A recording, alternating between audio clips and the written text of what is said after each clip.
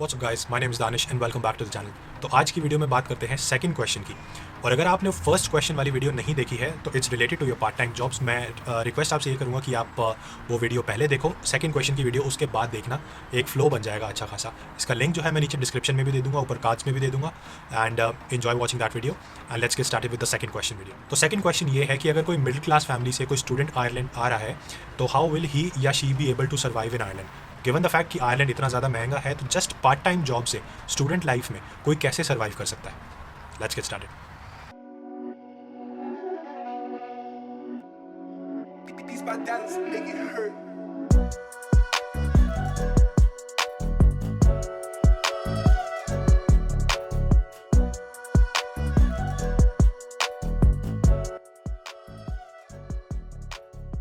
अब इस टॉपिक की स्टार्ट जो है वो मैं एक जनरल क्वेश्चन से करना चाहूँगा कि आपके खर्चे कितने हैं वर्सेस आपकी इनकम कितनी है। How do you plan your expenses. ठीक है ना, इस चीज़ का आंसर मुझे नीचे कमेंट सेक्शन में आप ज़रूर लिख के बताना कि व्हाट डू यू थिंक कि खर्चे कितने होने चाहिए वर्सेस इनकम कितनी होनी चाहिए और कैसे बैलेंस होना चाहिए। बाकी सबसे पहली चीज़ आती है खर्चे। ठीक है ना, अब मैं जनरली स्टूडेंट्स को एडवाइस करता हूँ कि आप एक अपना बजट बना के चलो कि एक मान लो एक रफ फिगर ले लो। मान लो आपने 500 यूरो लिया या 700 यूरो लिया या 1000 यूरोस लिया कि किसी भी हाल में मुझे 1000 यूरो से ऊपर खर्चा नहीं करना। ठीक है ना, तो मैं जनरली हर स्टूडेंट को एडवाइस करके ये चलता हूँ कि आप एक नंबर पकड़ लो, इस केस में 1000, और उससे कम 20% कम या एटलीस्ट 15% कम खर्चा आप अपना वो एक डेडलाइन मान के चलो। जैसे 20% हो गया 800 यूरो, 1000 का 20% अगर आप 200 यूरो एक्सक्लूड कर दो तो the remaining balance is 800 Euros. तो आप मान के चलो आपने 800 यूरो से ऊपर खर्चा नहीं करना। ठीक है ना, खर्चे जो है वो बहुत अलग अलग टाइप से आपके सामने आ सकते हैं। कुछ मैंडेटरी खर्चे होंगे, कुछ नॉट सो इंपॉर्टेंट खर्चे होंगे मगर करने पड़ सकते हैं। जैसे कि मान लो GNIB खर्चा, वो मैंडेटरी है। आपका यूटिलिटीज़ हो गया वो मैंडेटरी है, आपका रेंट हो गया वो भी मैंडेटरी है। ठीक है ना, लेकिन कुछ नॉट सो मैंडेटरी खर्चे वो हो गए कि आपका बाहर खाना पीना। ठीक है ना, आप पिज़्ज़ा हट से पिज़्ज़ा मंगवा रहे हो, डोमिनोज से पिज़्ज़ा मंगवा रहे हो, वो ज़रूरी नहीं है। आप चाहो तो उन सारे खर्चों को अवॉइड कर सकते हो। मगर फिर भी मैं आपको अपना एग्जांपल एक दे के चलता हूँ कि जब मैं आया था आयरलैंड तो मेरी अकोमोडेशन का जो प्राइस था वो था 400 यूरोस। आपको ईजिली 400 टू 500 यूरोस के बीच में अकोमोडेशन जो है शेयरिंग में मिल जाएगी। मोस्ट लाइकली आपको थोड़ी सी सस्ती ही मिलेगी, मगर मैं आपको फिर भी एक 400 से 500 यूरोस का एक ब्रैकेट पकड़ के चलता हूँ। मेरी 425 यूरोस थी to be very very precise. ठीक है ना, आप 500 यूरोस मान के चलो, 450 यूरोस मान के चलो। कोशिश करो कि आपको कॉलेज के पास अकोमोडेशन मिले और कम से कम रेट में मिले। ठीक है ना, थोड़ा बहुत अगर 1% मतलब स्टैंडर्ड्स के हिसाब से, घर के स्टैंडर्ड के हिसाब से अगर एडजस्ट करना पड़ जाता है स्टूडेंट लाइफ में, इट्स फाइन। ठीक है ना, स्टूडेंट लाइफ में मैं ये नहीं बोलूँगा आपको कि आप एकदम लग्जरी 3 बेडरूम अपार्टमेंट लो या इटालियन मार्बल वाला अपार्टमेंट लो। अगर आपको जस्ट एक नॉर्मल बॉक्स अपार्टमेंट भी लेना पड़ जाता है जहाँ पे 3 या 4 लोग शेयर कर रहे हैं, 5 लोग शेयर कर रहे हैं, इट्स फाइन। आप स्टूडेंट लाइफ में हो, स्टूडेंट लाइफ में ये सारी चीज़ें होती हैं। ठीक है ना, कोई बड़ी बात नहीं है। आपको ये देखना, आपका मेन गोल ये होना चाहिए कि आप अपने खर्चे कम कैसे कर सकते हो। सबसे बड़ा खर्चा ही अकोमोडेशन का आता है। ठीक है ना, टैक्सेस का उतना बड़ा खर्चा नहीं आता, ट्रैवलिंग का उतना बड़ा खर्चा नहीं आता, खाने पीने का उतना बड़ा खर्चा नहीं आता, अकोमोडेशन का सबसे बड़ा खर्चा आता है। तो आपको सबसे पहले तो बड़े खर्चे को मिनिमाइज करने की कोशिश करनी चाहिए। अब नेक्स्ट एक्सपेंस आता है फूड का। ठीक है ना, फूड एक ऐसी चीज़ है जिसमें मैं आपको कॉम्प्रोमाइज़ करने के लिए ना मैं आज कह रहा हूँ ना मैं कभी बोलूँगा। खाने पीने पे आपको बिल्कुल भी कॉम्प्रोमाइज़ नहीं करना। आप अकोमोडेशन से कॉम्प्रोमाइज़ कर सकते हो, गुड। आप ट्रैवलिंग से कॉम्प्रोमाइज़ कर सकते हो, या टैक्सी ना लेके साइकिल पे जाना पड़े, या साइकिल ना लेके बस में जाना पड़े, बस ना लेके पैदल जाना पड़े, गुड। खाने पीने पे आपने कॉम्प्रोमाइज़ नहीं करना, मगर इसका मतलब ये नहीं है कि आप 2 कोर्स मील 3 कोर्स मील बाहर जाके किसी 5 स्टार 7 स्टार में खा रहे हो। आप सारा खाना फ्रेश फ्रूट्स एंड वेजिटेबल्स आप लेकर आओ। लिटिल जो है यहाँ पे एक बहुत सस्ती ग्रोसरी शॉप है, फॉलोड बाय सुपर वैल्यू। तो लिटिल सुपर वैल्यू से जनरली आपको बहुत सारे स्टूडेंट्स शॉप करते हुए मिलेंगे, ग्रोसरीज़ के आइटम्स लेते हुए मिलेंगे। टेस्को भी एक अच्छा ऑल्टरनेटिव है, मगर वो लिटिल से ज़रा सा महंगा है। ठीक है, बहुत ज़्यादा महंगा नहीं है। मार्क्स एंड स्पेंसर बहुत महंगा, तो आप मार्क्स एंड स्पेंसर कोशिश करना कि थोड़ा सा ना ही जाओ। तो लिटिल सुपर वैल्यू, इन सब जगह जाके आप अपनी ग्रोसरीज ले सकते हो, और ग्रोसरीज में आप फ्रेश फ्रूट्स एंड वेजिटेबल्स ले सकते हो। बेसिकली आइडिया ये है कि आप सामान बाहर से लेकर आओ और घर पे बनाओ। बाहर का सामान डायरेक्टली मत खाओ। ठीक है ना, या बाहर से ऑर्डर मत करो, पिज़्ज़ाज ये सब चीज़ें आप ऑर्डर मत करो। ठीक है ना, आप स्पिनच, पनीर, ये बहुत सारी लेंटिल्स, दाल हो गई, ये सारी चीज़ें बहुत ही सस्ती मिलती हैं यहाँ पे। 50 सेंट्स की आपको स्पिनच मिलेगी, 70 सेंट्स की आपको दाल मिलेगी, 1 यूरो के आपको 1 किलो चावल मिल जाएंगे। तो ये इतना ज़्यादा ग्रोसरी जो है वो महंगी नहीं है। ठीक है ना, 1.5 यूरो के आपको जो है वो ग्रेप्स मिल जाएंगे, 1 यूरो या 1.5 यूरो के आपको बनाना मिल जाएंगे। ब्लूबेरीज भी आपको ऑलमोस्ट सेम प्राइस में मिलेगी। 60 सेंट्स के एवोकाडो आते हैं। तो अगर आप सारी की सारी चीज़ें देखो तो मेरा पॉइंट ये है कि बहुत ज़्यादा महंगा नहीं है। अगर आप रॉ जो है fruits and vegetables and pulses और ये सारी चीज़ें ले रहे हो तो आप घर पे लेकर आओ, घर पे कुक करो और घर पे खाओ। हेल्दी का हेल्दी और आपके पैसे के पैसे बचे। बाकी ओवरऑल ग्रोसरी शॉपिंग का जो है मैं आपको अपना बताऊं, जनरली जब मैं स्टूडेंट था तो 100 टू 125 यूरोस के बीच में मेरा start to end monthly expense निकल जाता था, ठीक है ना, सारी की सारी चीज़ें मिला के। मैं बाहर से जनरली मैं जनरली चॉकलेट्स बहुत पसंद करता हूँ, तो मैं चॉकलेट्स भी बहुत सारी बाहर से खाता था। वो मिला के जो है वो 100 से सवा 100 यूरो के बीच में पर मंथ मेरा स्टार्ट टू एंड खर्चा हो जाता था ग्रोसरीज़ का। इसके अलावा नेक्स्ट एक्सपेंस आता है यूटिलिटीज़ का, जैसे कि आपका इलेक्ट्रिसिटी हो गया, वाईफाई हो गया, गैस हो गया, आपका खुद का फ़ोन रिचार्ज हो गया। तो ये मैं एक जो है ब्रैकेट अगर आपको देके चलूँ तो 60 यूरोज़ से 75 यूरोज़ टॉप्स, बस इससे ऊपर नहीं जाना। 60 यूरोज़ टू 75 यूरोज़। जनरली आप जब भी कोई नया अकोमोडेशन ले रहे हो, कोई भी घर देख रहे हो, तो उसकी एक वो होती है, एनर्जी रेटिंग होती है, BER, बिल्डिंग एनर्जी रेटिंग। ये मैंने ऑलरेडी अपनी पिछली वीडियोज़ में भी बताया हुआ है, मैं आपको आज दोबारा से रिपीट कर रहा हूँ कि बिल्डिंग एनर्जी रेटिंग आप डेफिनेटली चेक करो। जो भी आप नई अकोमोडेशन ले रहे हो, तो जितनी हाई उसकी बिल्डिंग एनर्जी रेटिंग होगी, उतना कम उसका इलेक्ट्रिसिटी एंड गैस का एक्सपेंस आएगा, ठीक है ना। A1 सबसे हाई होता है, followed by A2, followed by B1, B2 so on, ठीक है। EF तक जाता है। तो EF वाली तो आपने नहीं लेनी, क्योंकि बहुत सारे स्टूडेंट्स आप देखोगे जब आप आयरलैंड आओगे, आप लिटरली आप जब एक दूसरे से बात करोगे, दोस्तों से बात करोगे, तो आपको पता चलेगा कि यार ये तो पर मंथ का 100-150 यूरो सिर्फ इलेक्ट्रिसिटी का दे रहा है, ठीक है ना, पर मंथ का।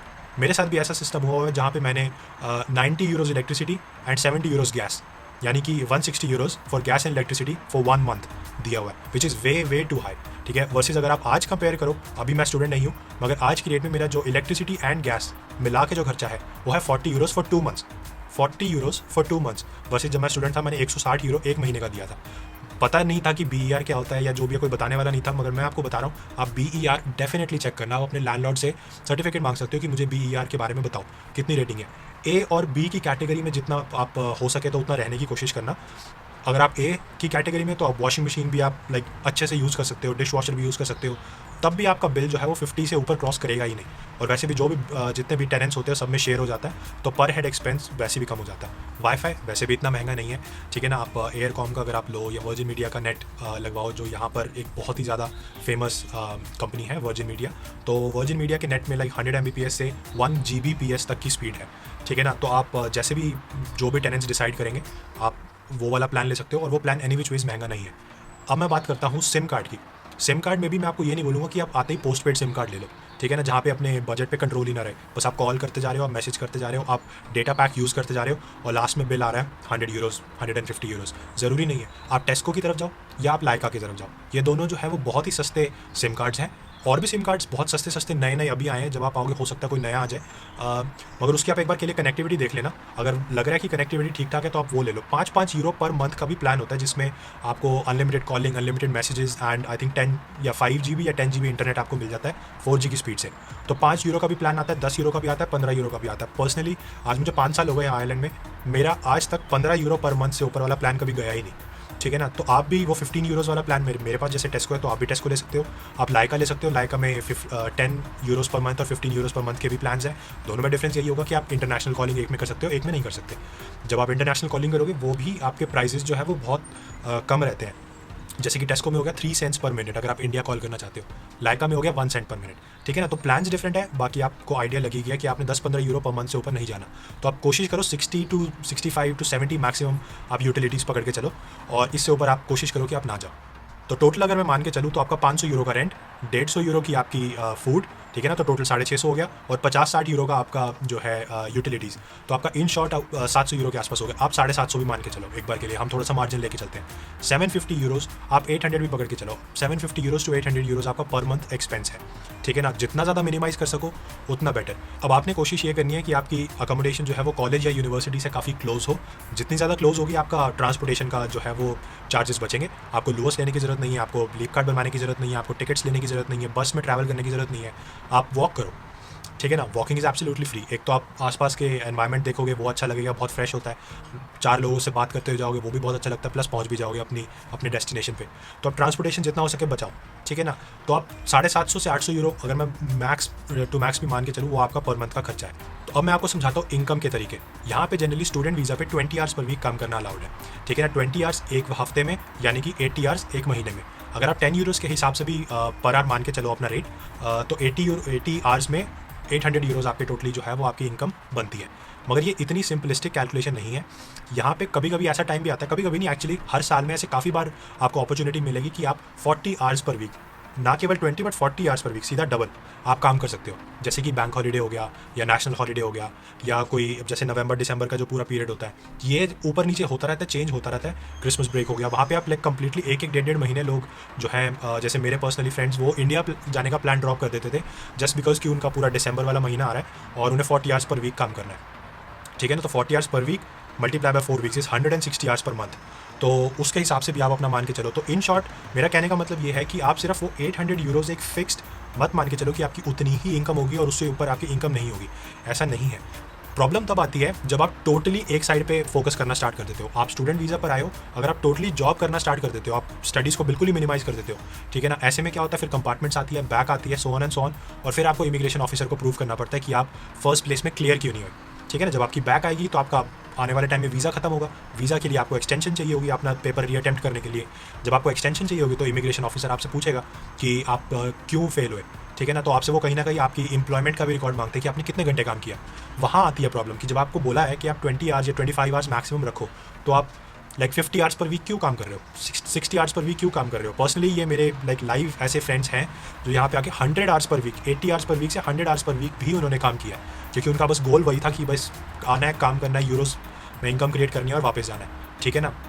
तो आप जनरली इस मेंटालिटी में मत पड़ना, आपको बैलेंस मेंटेन करना बहुत ज़रूरी है। तो बस यार आज की वीडियो के लिए बस यही था। अगर एक final advice, final tip, final guidance कुछ भी समझ लो अगर मैं आपको दूँ तो वो ये है कि आप अपना स्टडीज़ और इनकम, ठीक है ना, पार्ट टाइम जॉब, इनमें आप बैलेंस बनाने की कोशिश करो। कोई भी एक ज़्यादा, कोई भी एक कम नहीं होना चाहिए, ठीक है ना। और जितना जल्दी हो सके आप अपना फुल टाइम जॉब्स अप्लाई करो, फुल टाइम जॉब्स लेने की कोशिश करो, क्योंकि उसके बाद एक कंसिस्टेंट इनकम फ्लो स्टार्ट हो जाता है, कंसिस्टेंट कैश फ्लो स्टार्ट हो जाता है और आपकी जो भी पर्सनल एंड प्रोफेशनल कमिटमेंट्स होगी आप वो ईजिली उतार सकोगे।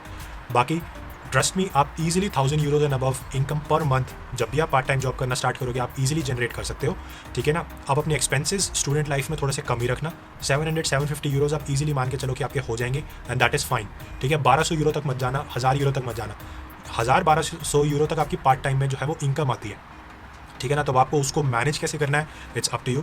बाकी वही एक्सपेंसेस कम रखो, स्टडीज़ को प्रॉपर टाइम दो, बैक नहीं आनी चाहिए किसी भी केस में। अगर आपको कुछ आवर्स कम करने पड़ जाते हैं अपनी पार्ट टाइम जॉब से, डू दैट, ठीक है ना। आवर्स ज़्यादा इंपॉर्टेंट एटलीस्ट स्टूडेंट लाइफ में नहीं है, ठीक है ना। आपकी बैक जो है या फिर आपकी सप्लीमेंट नहीं आनी चाहिए किसी भी सब्जेक्ट में। अगर आई तो आपको वीज़ा एक्सटेंशन के पैसे देने पड़ेंगे, आपको पूरा का पूरा लाइक इंटरव्यू देना पड़ेगा कि आप क्यों एक्सटेंशन ले रहे हो या जो भी सिस्टम है, आप क्यों आपकी फर्स्ट प्लेस में बैक क्यों आई। तो बहुत सारी चीज़ें चली जाती है, उन परेशानियों में आप मत पड़ो तो मच बेटर है, ठीक है ना।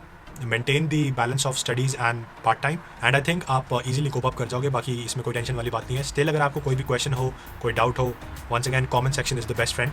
आप उसमें कुछ भी कमेंट्स कर सकते हो, मुझे डायरेक्टली रीच आउट कर सकते हो। And thank you so much for your time for watching the video. All the very best and I will see you in the next one. Take care.